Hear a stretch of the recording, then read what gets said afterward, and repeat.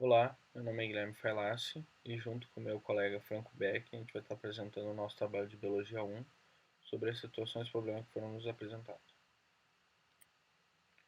Situação problema 1. No ano de 1675, o naturalista italiano fez uma experiência. Sendo um exímio conhecedor da morfologia do caule, o triste resultado confirmou sua hipótese.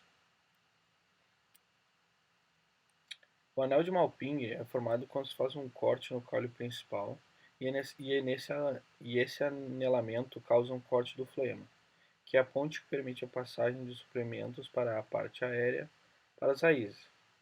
Esses suplementos permitem que as raízes continuem exportando água e sais minerais para a parte aérea. Cortando o floema, a passagem de seiva para as raízes é rompida e com isso a falta de suprimentos provoca a morte das raízes e posteriormente o vegetal como um todo. Como pode-se ver nas imagens ali, ocorre uma inchação na parte de cima onde a seiva fica presa.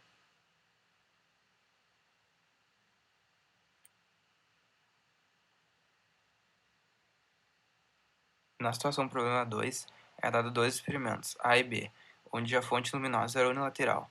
Porém, no experimento a planta estava posicionada num mecanismo como se fosse um relógio, onde ela ficava girando o tempo todo.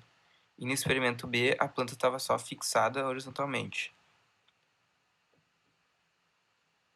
No experimento A, o crescimento horizontal da planta é explicado pelo giro do relógio, que faz com que a distribuição da sina seja uniforme, porque como a planta está girando todo o tempo, a distribuição da luminosidade pela planta é igual, ou seja, a alcina é distribuída igualmente para todas as partes da planta, que faz com que a planta cresça normalmente, como se estivesse posicionada em cima de uma mesa, por exemplo.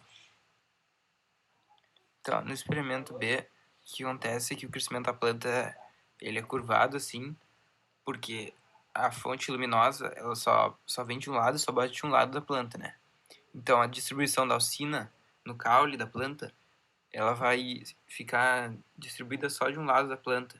E a alcina ela causa o alongamento celular no caule. Ou seja, a planta começa a crescer curvadamente, porque o lado direito do caule ele cresce mais, né? Ele alonga mais as células, que faz com que a planta cresça curvada em direção à fonte luminosa.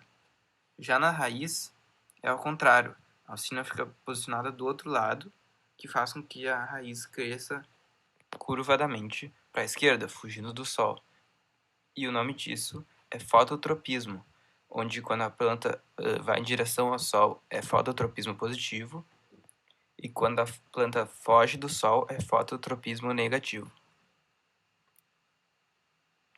Na situação problema 3, uma jovem observava que sua avó, para induzir o amadurecimento das frutas, colocava as frutas juntas. Com isso em mente, a jovem selecionou 2 abacates verdes e 2 bananas do mesmo estágio de amadurecimento e colocou um abacate e uma banana juntos em 2 espaços diferentes, A e B. No espaço A foi colocado um dos abacates e uma banana envoltos em um jornal. Já no espaço B foi colocado um dos abacates e uma das bananas dentro de um saco plástico fechado. No final do experimento foram notados resultados diferentes, e eu vou explicar o porquê desses resultados.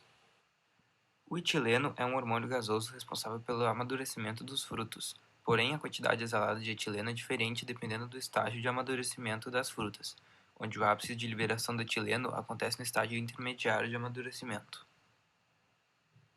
Na situação A, o que aconteceu foi o seguinte: a banana, como estava em estágio intermediário de amadurecimento, estimulou o amadurecimento do abacate com a liberação de etileno, e a banana amadureceu mais e ficou em estado avançado de amadurecimento. E como as duas frutas não estavam completamente vedadas por causa do jornal, a respiração vegetal das frutas aconteceu normalmente e o jornal absorveu a umidade liberada.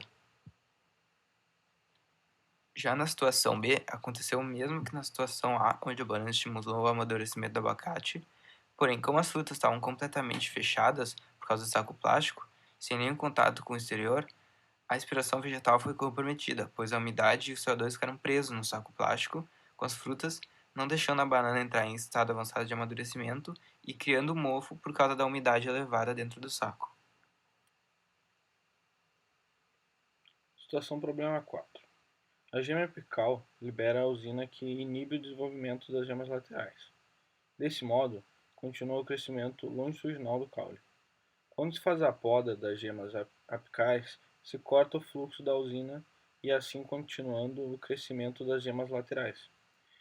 Então, do lado que é feito a poda toda semana, há um crescimento maior das gemas laterais, comparado com o lado onde o outro lado da cerca onde a poda é feita com menos frequência.